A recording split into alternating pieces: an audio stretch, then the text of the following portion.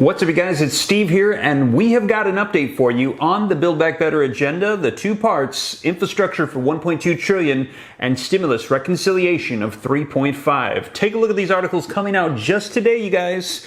Kyrsten Sinema won't support reconciliation bill without passing infrastructure. That is right. Kyrsten Sinema standing strong that she wants infrastructure and she won't be getting on board with stimulus. Now, we've already been through this twice now. Speaker of the House Nancy Pelosi tried to bring the infrastructure bill to the House for a vote, and it would not get support and would not pass. We heard that reconciliation, stimulus, needs to go alongside it.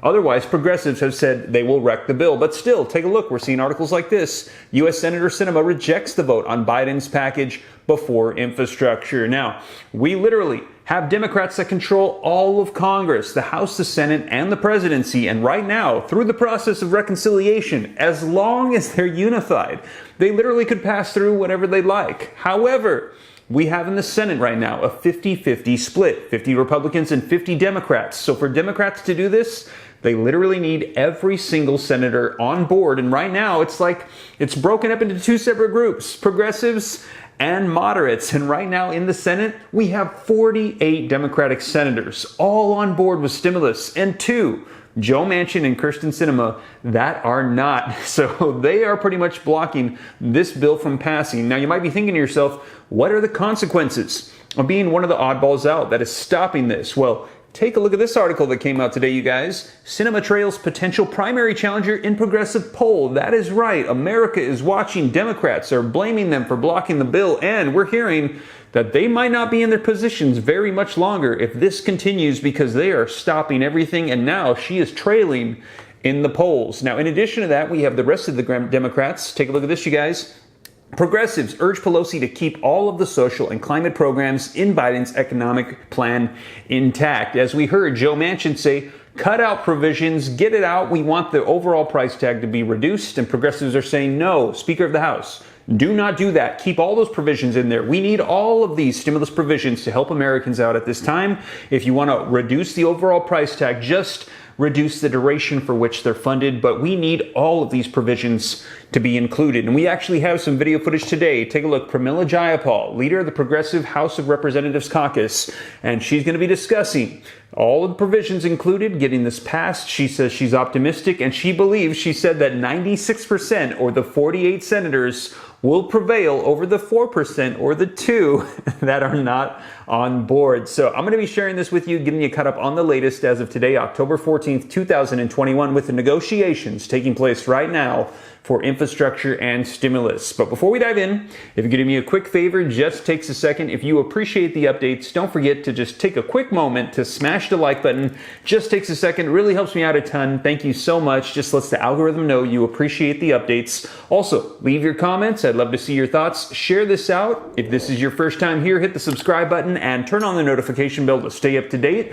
I'll keep you up to date on all this stuff that's going on. And if you got any specific questions for me, shoot them to me in the DM on Instagram at SteveRam3, which is by far the best way to get a hold of me if you have any specific questions for me. But with that being said, you guys, let's go ahead and dive right in. I've got video footage and articles to get you caught up on the latest as of today with infrastructure and stimulus. All right, you guys, so first up, let's get caught up on what Kyrsten Sinema had to say, and then we're going to be taking a look at what progressives are saying and some video footage of Jayapal. So first up, link in the description below to this article that just came out today, and it says, Senator Kyrsten Sinema has reportedly told her Democratic colleagues that she will not vote for a reconciliation package without passing that bipartisan infrastructure bill. And as I mentioned, we've already been down this road twice. Pelosi brought it to the House and couldn't bring it to the floor because progressives said, if you do not bring it alongside stimulus, we will wreck the bill. But Kyrsten Sinema still standing strong. Take a look. Sinema made the statement during a virtual meeting with moderate members of the House of Representatives on Wednesday. The Arizona lawmaker is a key vote in the 50-50 divided Senate. Democrats can't afford to lose her support or her fellow moderate Joe Manchin as they work to pass President Joe Biden's multi-trillion-dollar Build Back Better agenda. Now, both lawmakers have expressed concerns of the overall price tag of the reconciliation bill. They've said, we've got debt, we've got inflation, we've got all these issues, and now you want to add $3.5 trillion more? It's too expensive, as well as several policies ranging from prescription drug pricing to climate change. Meanwhile, progressive Democrats are threatening to tank the infrastructure bill if it is brought to the floor before an agreement is reached on the Build Back Better package. And they've said, listen, we want stimulus, progressives and moderates want infrastructure. So they're saying in order for us to both get what we want, let's pass them tandem. And if you do not, we will tank your bill. Now, reading on, it says Sinema and Manchin also told House Democrats, listen to this, that they wouldn't abide by any deadlines set by leadership to force a vote on reconciliation, saying, listen, we're not in a rush. We don't really mind, so don't force us to go ahead and vote or we'll wreck it. We're not abiding by any timelines. Newsweek reached out to Sinema's office for additional information but did not receive a response. The $1 trillion infrastructure bill, which Sinema helped broker, was passed by the Senate back in August, and the House originally set a September 27th deadline to vote on the bill, but the vote has been repeatedly pushed back 2 times. Speaker Pelosi had to push it back because we heard progressives would tank it without it accompanying stimulus. And Sinema called the delays deeply disappointing and inexcusable. Over the course of this year, Democratic leadership has made conflicting promises that could not all be kept and have at times pretended that differences of opinion within our own party did not exist. Even when those disagreements were repeatedly made clear directly and publicly, she stated. Now, House Speaker Nancy Pelosi on Monday urged her caucus to start making decisions so that both bills can pass on time, and Senate Majority Leader Chuck Schumer has said that the goal is to move the 2 pieces of legislation to Biden's desk by the end of October, and that's what we're hearing. The new deadline is October 31st, Halloween. They want to have all of this done. All right, so now let's take a look at the other end of the Democratic spectrum. Link in the description below to this article that just came out today that says progressives urge Pelosi to keep all of the social and climate programs in Biden's economic plan intact. And the article says that progressive House Democrats have put down their marker in the debate over how to cut the costs of President Joe Biden's sprawling economic plan. Top Congressional Progressive Caucus members on Wednesday urged House Speaker Nancy Pelosi to keep all of the proposed programs in the package intact. Instead, they proposed cutting the duration of the programs in order to reduce the spending, and top Democrats are deciding whether to make policies last for fewer years or scrap programs entirely in order to slash the plan's price tag to appease those moderate centrists Kyrsten Sinema and Joe Manchin. Now, if given a choice between legislation narrowly or broadly, we strongly encourage you to choose the latter, broadly, and make robust investments over a shorter window. 27 lawmakers led by Congressional Progressive Caucus Chair Representative Jayapal wrote in a letter to Pelosi, and the representatives added that they believe setting up temporary programs will establish a track record of success that will pave the way for a long-term extension of benefits. In other words, they're saying, please do not get rid of these provisions. We need free childcare, free community college, child tax credits, all of these provisions. We need them right now. And even if it's just for a short period of time, when people see how beneficial they are and how much they're going to help out, then they're going to want them long term, and we'll be able to extend them out after this. So they're saying, keep everything in there, just shorten the duration. Now, let's take a look at what Jayapal actually had to say in some video footage that just came out. Let's take a look. Now, a lot of people have asked, isn't something better than nothing? And the answer, quite simply, is no. Because when it comes down to something rather than nothing, it's the same people who are forced to settle for nothing over and over and over again. It's the reason why we have a housing crisis in this country, with public housing having fallen into such decay that it's threatening the health of people who live there. It's how we got to a code red for humanity on climate, and our government is still subsidizing fossil fuel companies.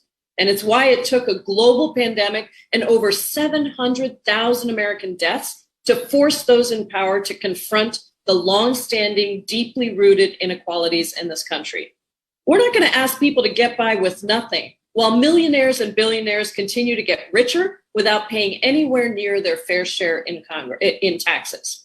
We progressives in Congress held the line, but we're not done yet.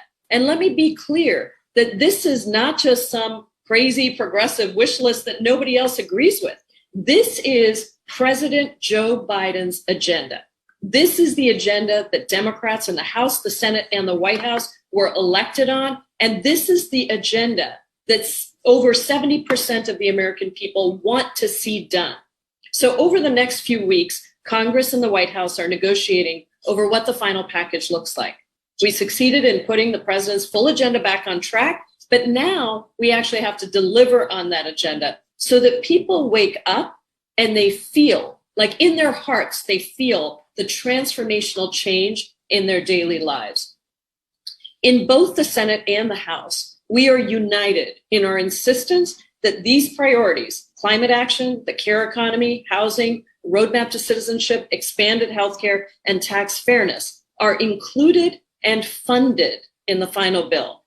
We have to insist that the will of the 96% of Democrats in the House and the Senate, the leadership of the president and the majority of the American people, is not ignored for the misplaced priorities of 4% of our colleagues who aren't yet on board. We have no intention of backing down.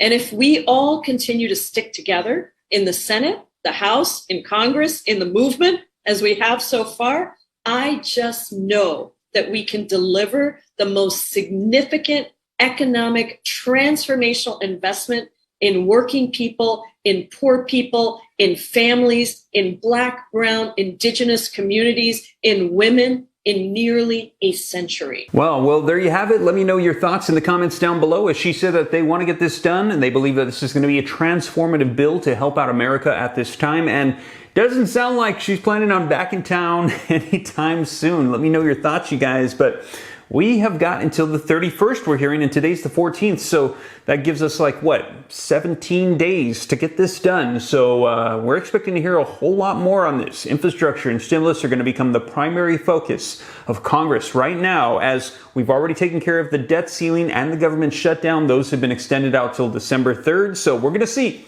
if they're going to be able to get this done this month. And if not, will it carry over to that December 3rd deadline? I'll be sure to keep you guys up to date here on the channel as news rolls out. And as always, thank you so much for joining me. If you made it this far and you haven't already, don't forget, take a quick second, smash that like button, helps out the channel a ton. Leave your comments, share this out. If this is your first time here, come join the Ram fam, join the viewing community, hit the subscribe button, turn on the notification bell, because typical uploads are usually 3 p.m. Pacific Standard Time. But right now, with all the news coming out, I'm just uploading as it comes out. So turn on notifications.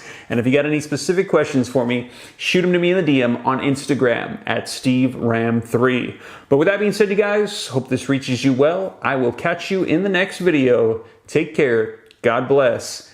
This is Steve.